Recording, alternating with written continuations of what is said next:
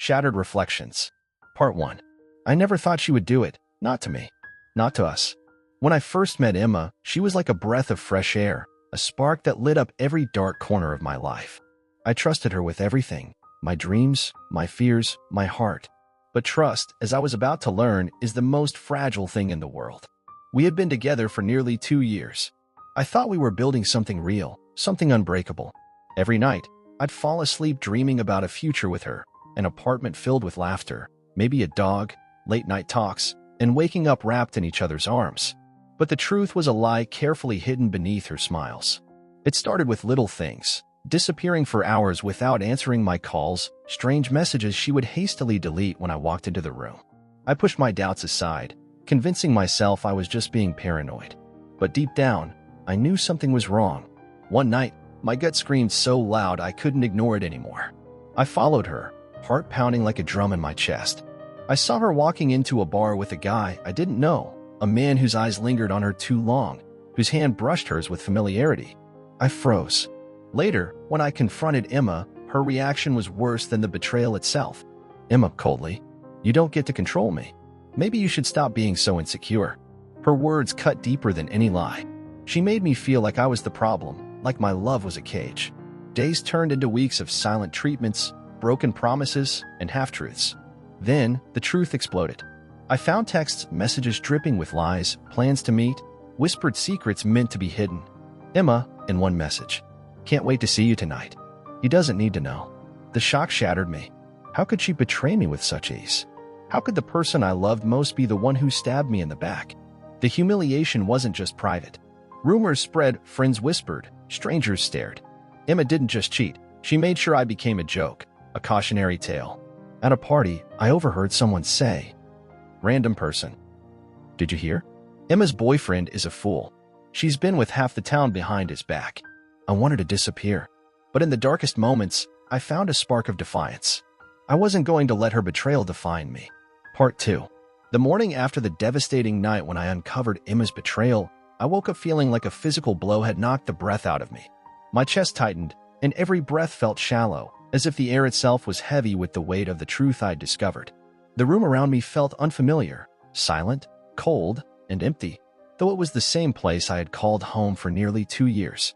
Somehow, that felt like a cruel joke now. I lay there staring at the ceiling, my mind racing through memories, replaying every smile, every touch, every whispered, "I love you" she ever said. Were they all lies? Or just half-truths? The thought clawed at me relentlessly. How had I missed the signs? The late-night text messages she'd quickly hide, the phone calls she avoided, the sudden coldness in her eyes when I asked where she'd been.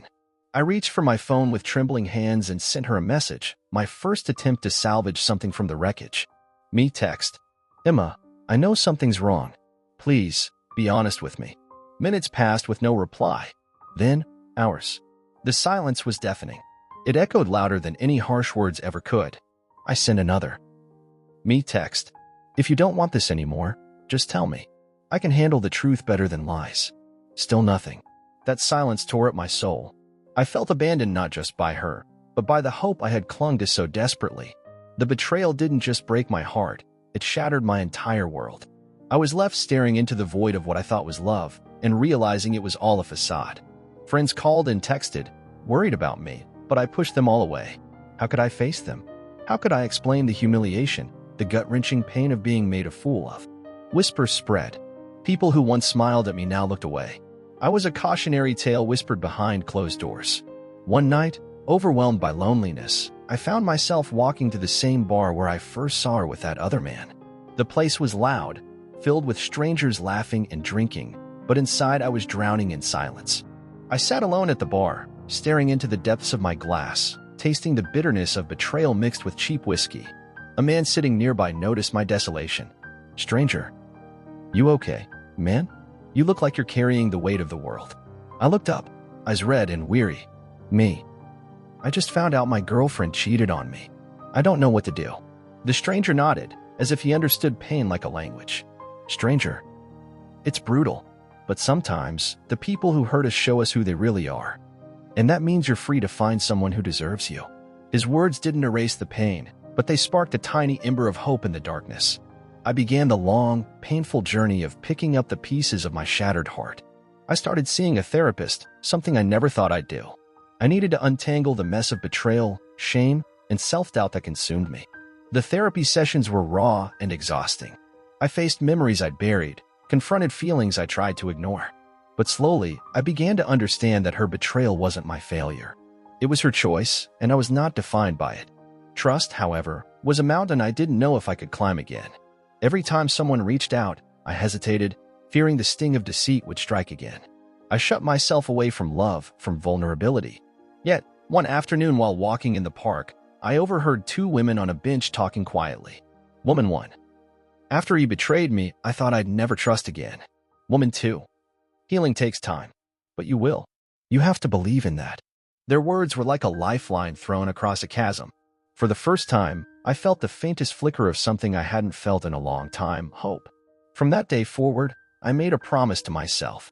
I would reclaim my life, not by forgetting the pain, but by learning to live beyond it. I reached out to old friends, rediscovered passions I'd abandoned, and slowly, cautiously, began to trust again. It wasn't easy. The pain sometimes hit like a tidal wave. I cried alone in my room, screamed into pillows, and wondered if I'd ever be whole again. But each day I survived was a small victory.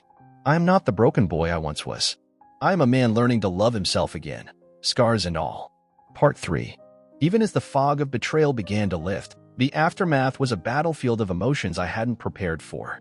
The world I thought I knew had shifted beneath my feet. In every familiar place, every shared memory with Emma felt like a haunting reminder of what I had lost.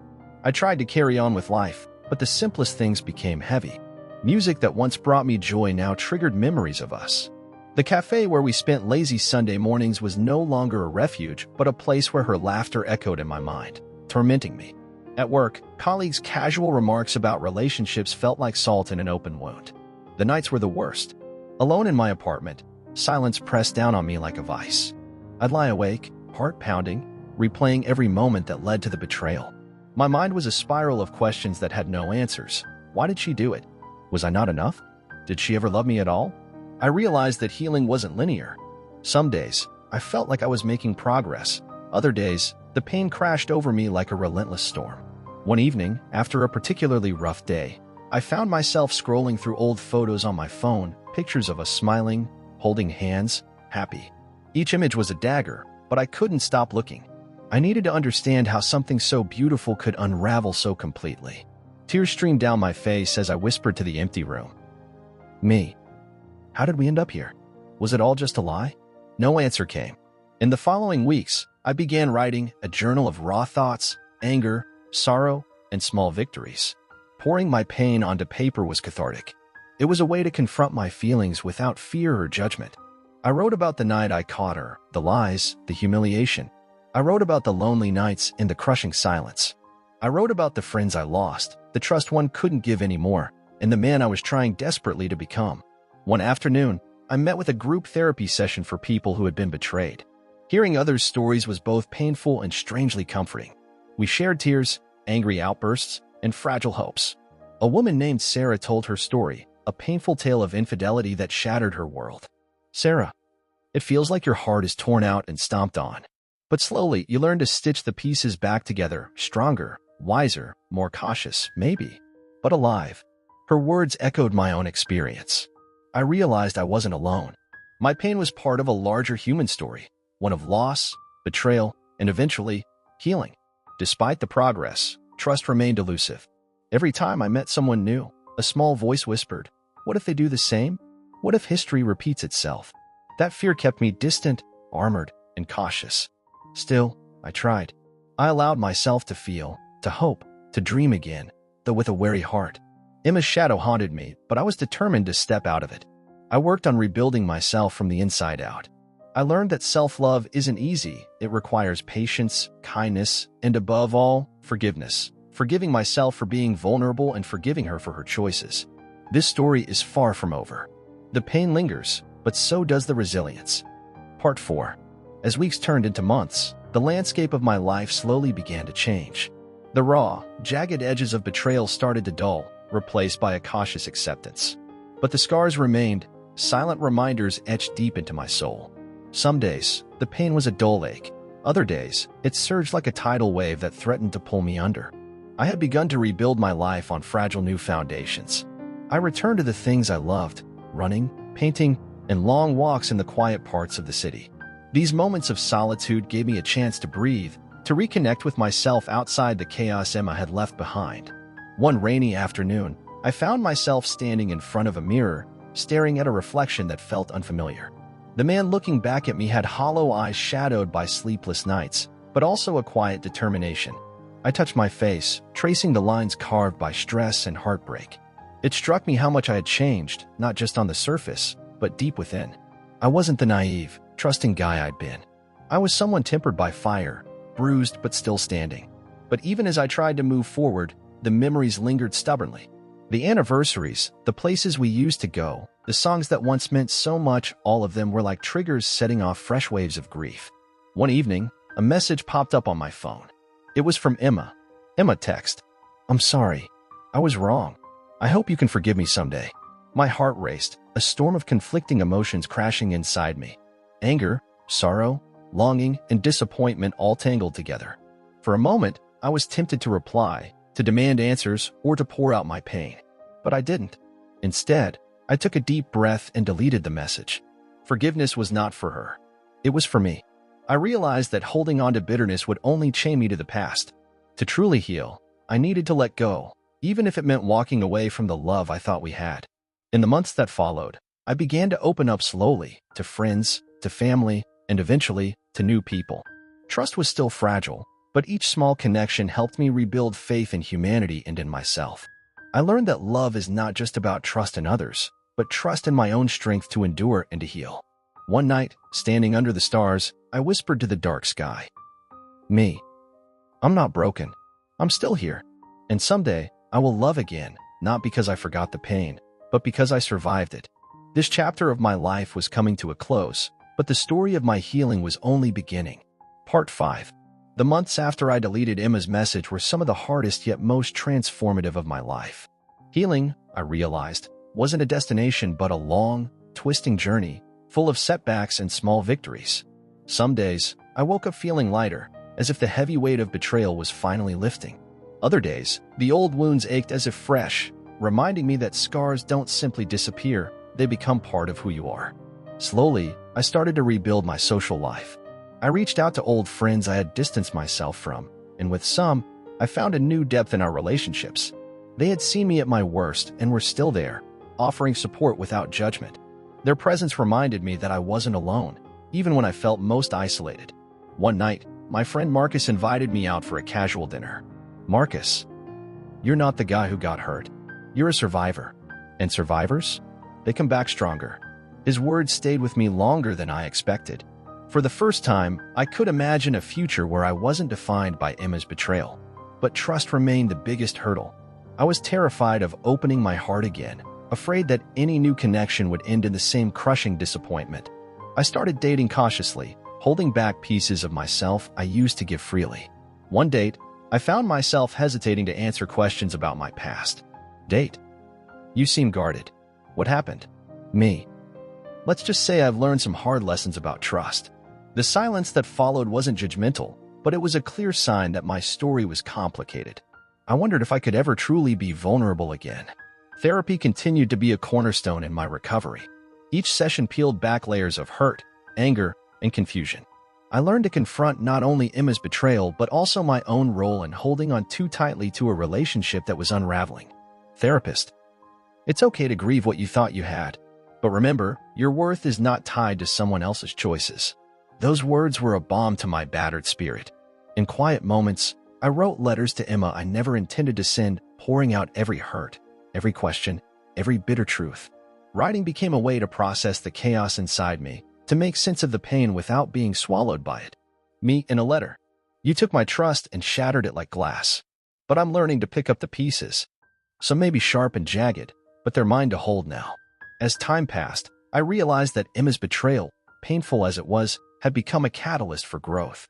I was no longer the same person who fell in love with her. I was someone stronger, more aware, and fiercely protective of my heart. One crisp autumn evening, as I walked through the park, I felt a quiet peace I hadn't known in a long time. The betrayal still lingered in my memory, but it no longer controlled me. I was free not because the past was erased, but because I chose to rise above it. Me thinking aloud. I was broken, but I am healing. And one day, I will love again, whole, weary, but hopeful. Part 6. After months of grappling with the wreckage Emma left behind, something inside me began to shift. The raw pain was still there, simmering beneath the surface, but it no longer consumed every thought or action. Instead, I felt a cautious sense of renewal, like the first fragile shoots of grass pushing through cracked concrete. One afternoon, I found myself wandering through the city's old book market, drawn to the smell of aged paper and quiet corners. There, surrounded by stories of love, loss, and resilience, I began to see my own journey reflected in the pages of others. I picked up a worn novel, flipping through its dog-eared chapters. The protagonist, battered and betrayed, learned to reclaim her life piece by piece. Her story wasn't perfect. It was messy, painful, but ultimately triumphant. I felt a connection to her struggle, a reminder that healing was not linear and that pain could be transformed into strength. That evening, I sat down with my journal and wrote like never before, pouring out not only my pain but also my hopes. Me, writing. I am tired of being a prisoner to the past. I want to believe in the possibility of happiness again, even if it feels far away. I want to trust, not blindly, but bravely. Despite the progress, doubts still crept in. I sometimes caught myself scanning texts and calls, wary of betrayal lurking around the corner. Trust was a muscle I had to rebuild from scratch. One night, I had a conversation with my therapist that struck a chord deep inside. Therapist: you don't have to forget what happened to trust again. Trust is about choosing to be vulnerable, even when it's scary. It's a leap, not a guarantee. Those words stayed with me, a mantra for the days ahead. Slowly, I started reaching out, connecting with old friends and making tentative steps toward new relationships. I met a few people, some who were kind, others indifferent, but none who yet touched the place Emma once held. Still, each interaction chipped away at my fear, little by little. One evening, I sat by a cafe window, watching the world pass by. A woman sitting nearby caught my eye, smiling gently. Something in her calm presence stirred a feeling I thought was buried: curiosity, maybe even hope. I found myself smiling back, a silent acknowledgement that, perhaps, the future held more than just pain. This was no fairy tale ending. There were no sudden fixes or easy answers. But I was learning to live with the scars, not let them define me. Me, whispering to myself, I am broken, but I am healing. And that is enough for now. Part 7. The days began to blur together, a patchwork of small steps forward and occasional setbacks. Healing was proving to be a messy, complicated process. I wasn't the same person I was before Emma's betrayal, nor did I want to be. The pain had changed me, deepened me, and in some strange way, taught me what it truly meant to be resilient. One crisp morning, I decided to confront a part of myself I had long avoided, the overwhelming shame and humiliation that came with Emma's deception. I remembered how, after discovering her lies, I had hidden away, avoiding friends, drowning in silence. That silence had fed the shame, making it grow until it felt suffocating. But I couldn't let it consume me anymore. I reached out to a close friend, Alex, someone who had stood by me through the worst. Over coffee, I finally let the floodgates open, sharing my deepest fears and insecurities, the feelings of betrayal, the questions about my self-worth, and the crushing loneliness. Me. I felt like I was worthless after she betrayed me, like I was broken beyond repair. Alex, you're not broken. You're human. And the fact that you're still standing means you're stronger than you think. His words pierced through the fog of self-doubt and gave me a flicker of hope. Around this time, I began journaling more regularly, not just about pain, but about gratitude and the small victories I noticed, like laughing again or feeling peace in moments of solitude. Me, journal entry. Today I smiled without forcing it. Today I let myself breathe. Healing isn't about forgetting. It's about moving forward despite the scars. One night, I had a dream where Emma and I were sitting across from each other in a quiet room. The air was thick with tension. Emma, dream. I'm sorry for everything. I was selfish and I hurt you. Me, dream. It broke me, but I'm learning to pick up the pieces. I woke up feeling lighter, as if the dream was a symbolic conversation I needed to have with myself. Despite progress, trust remained elusive. Meeting new people was daunting. I'd catch myself hesitating before opening up, the fear of being hurt again lurking beneath the surface. But I pushed myself to keep trying. Small conversations, coffee dates, moments of vulnerability. Each one was a tiny rebellion against the fear Emma had left behind. As spring blossomed, so did a cautious sense of hope. I wasn't over Emma. Maybe I never would be, but I was learning to live with the pain, letting it teach me rather than destroy me. Me reflecting. I don't know what the future holds, but I know this. I will not let betrayal define me. I will not let it steal my chance at happiness. Part 8. Spring had fully settled in, and with it came a subtle but profound change in me. The heavy fog of grief and mistrust that had clung to my thoughts was beginning to lift. It was replaced, not by naive hope, but by a more grounded, cautious optimism. I was starting to believe that life could be more than just a series of losses and betrayals. One morning, I found myself volunteering at a local community center. It was something I never thought I'd do, putting my energy into helping others instead of retreating deeper into my own pain. But as I worked with people who had their own struggles, I realized how much I had been focusing on what was taken from me, instead of what I could still give. There was a woman there named Sarah, who had a gentle way of listening that made it easy to open up. We began talking regularly, sharing small parts of our stories. With her, I felt safe, not pressured, not rushed, just accepted. Sarah, healing isn't a race. It's a path with twists and turns. Sometimes you move forward, sometimes back, but you're walking it. Me, I'm scared to trust again, but I want to try. Her understanding smile gave me a flicker of courage I hadn't felt in a long time. I also kept seeing a therapist, continuing to unpack the tangled emotions Emma's betrayal had left behind. Together, we worked on rebuilding my sense of self, not as someone defined by what I had lost, but as someone capable of growth and renewal. One session hit me particularly hard. We talked about forgiveness, not as an act for the other person, but as a gift to myself. Therapist, forgiving Emma doesn't mean excusing her actions. It means freeing yourself from the chains of bitterness. That idea lingered, strange and uncomfortable. Was I ready to let go of my anger? Could I forgive without forgetting? Outside of therapy and volunteering, I began to tentatively date again. Not rushing into anything, but allowing myself small moments of connection. The fear was still there, raw and real, but I was learning to live with it rather than be paralyzed by it. One evening, after a casual dinner with someone new, I walked home under a sky littered with stars. The night air was crisp, the world quiet except for the soft hum of the city. Me, thinking, I am still healing, still broken in some ways. But maybe, just maybe, I'm ready to start trusting again. I realized that betrayal had shattered my illusions, but it hadn't shattered me. The pieces of who I was lay scattered, but they were mine to gather, shape, and build anew. Me, whispering to the night, I am more than my pain. I am the sum of my scars and my strength. And my story is far from over. The final stretch of this journey felt less like a sprint and more like a steady walk toward a horizon I couldn't quite see yet, but felt deep inside me. The wound Emma left was still there, a scar etched into my heart, but it no longer bled fresh pain with every memory. Instead, it served as a reminder, a testament to my resilience, my survival, and the growth born from the ashes of betrayal. In the months since I began to open myself to the world again, I discovered something unexpected: forgiveness, first toward myself, then toward Emma. Not because what she did was okay, but because holding on to bitterness was a prison I chose to unlock. Forgiving wasn't forgetting. It wasn't excusing. It was reclaiming my own peace. One afternoon, sitting in the same cafe where I first noticed Sarah's kind smile, I found myself reflecting on how far I'd come. Me, thinking, I lost a love I thought was forever. I lost trust in the person I cared about most. But I never lost myself. Life didn't magically become perfect. I still faced days shadowed by doubt and memories that stung. But I learned to embrace those moments, not as weaknesses, but as part of the complex, beautiful human experience. I reconnected with friends I'd pushed away, building bonds stronger than before. I kept writing, each journal entry a thread weaving my fragmented story back together. And slowly, I allowed myself to hope again, not for a fairy tale love, but for real connection grounded in honesty and respect.